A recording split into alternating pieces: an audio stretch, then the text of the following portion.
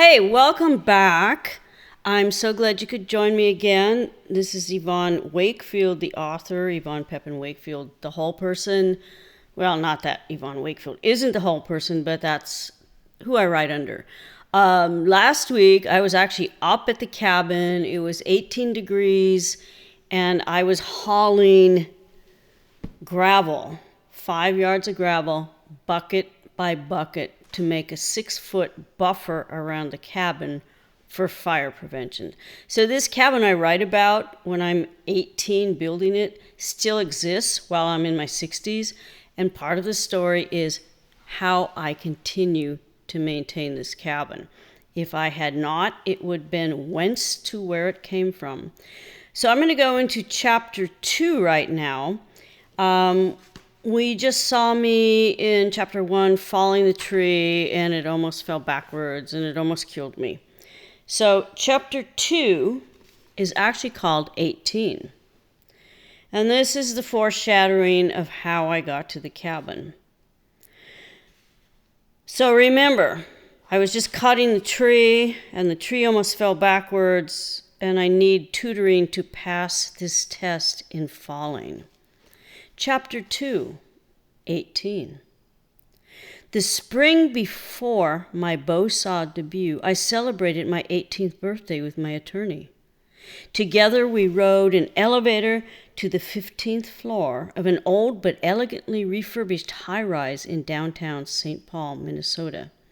In addition to the probate judge, I was going to meet the attorney, the trust officer, and the executor of my parents' estates, 3 men who profited from managing my inheritance, my stock in a national company, and a stake in the family business. Nobody in that conference room was there to party. There was no birthday cake, no candle to extinguish, much less 18 of them. The only surprise came in the men's expressions ignited when, before I took a seat, I introduced Harriet, my attorney. I'd retained her services the year before because as a minor and a ward of the court, I had no say in my interests. Harriet was my hired voice. The month before I entered that conference room, I read every book I could find written about gangsters. It's a habit I developed shortly after I was old enough to read chapter books. Each month I read only books written by one author, or I read all I could on a particular subject. That April, my literary pursuits narrowed on corrupt characters, in particular Al Capone, Pretty Boy Floyd, and Ma Parker. These books also included black and white photographs of the gangsters' victims, men in suits and ties, their limbs flayed at odd angles, blood pillows running out from under their feebled embodied nail and bodies on cement. Certain members of the entourage seated around that oval conference room were white-collared thugs and warranted, I believed, similar reprisal. But because of my upbringing, such recourse was unimaginable. Instead, I hired a lawyer. I came from a good Catholic family, after all. After my mother died, whatever relative who cared for my brother and sister and me could legally control our interests in the family business for personal gain. The subsequent passing of newly minted orphans smacked of nepotism, payola, and backroom deals. Other than a grandfather too old to even care for himself, the only relatives who offered cared more about the financial strings attached to us. The estate was divided in 2. What my father left, mostly stock in Minnesota mining and manufacturing, also known as 3M, the company where he had worked himself crazy, and my mother's interest in the family business, Water Gremlin, then the world's largest manufacturer of lead fishing weights. The easiest part was liquidating 3M. At the meeting, I told the trust officers, sell this stock today. Harriet would represent my best interest in the rest.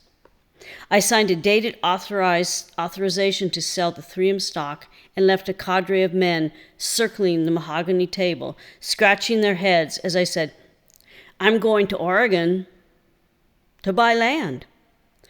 For effect, I added, to build a log cabin. And along with my attorney, I stood and left. The men's parting words for Harriet were, "Go jump out of the 15th floor window," because her questions, let alone her purpose for being there, threatened them. The executor said to me, "You're a damn fool with your head in the clouds."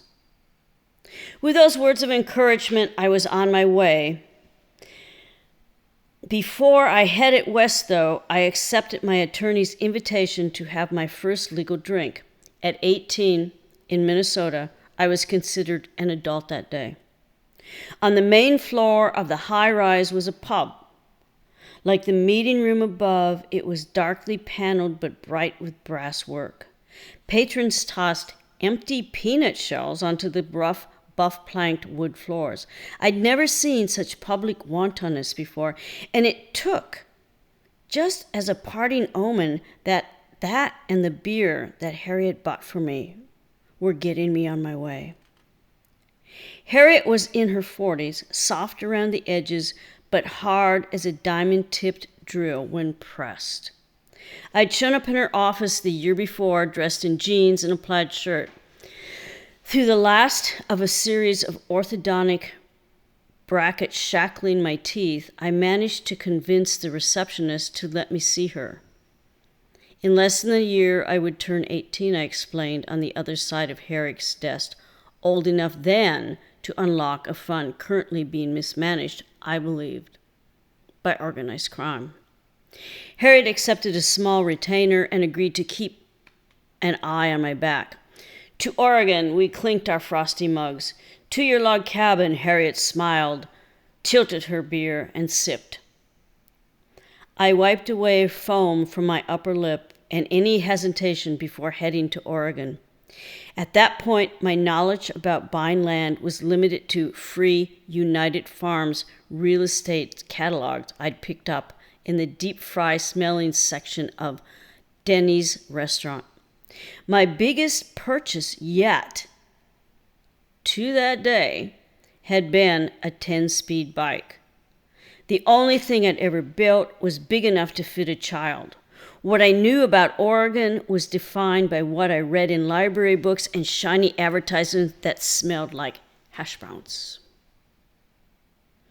After a curbside hug outside the pub, Harriet said, "Write me letters, call me collect. Aside from a school friend, an 88-year-old grandfather, and a brother and sister as rootless as myself, my attorney was my only connection in Minnesota." Just down the street, I found my gremlin. A gremlin was the AMC car. Just down the street, I found my gremlin, parked by a salt-corroded meter minutes from running out. The auto repair shop had seamlessly matched the gash on the Blarney Green American Motors car, the one my brother had borrowed the night of the same day my grandfather bought it off the showroom floor. The hatchback was crammed with camping gear. Between the passenger seat was a road map, a coffee thermos, and a spiral-bound notebook. The color of evergreen, the notebook was filled with poetry I'd written in sloppy back-angled longhand, a mess of pentameters, teenage angst, and rage against the man in the post-dom of feminism. For example, the truth to them is stark and 40-foot paintings of masochistic imagery where the woman is always on the body they call art and poetry is McEwen in tweed or Ginsberg unzipping his flying into sunflower sutra in the coffee house. The critics applaud his diction.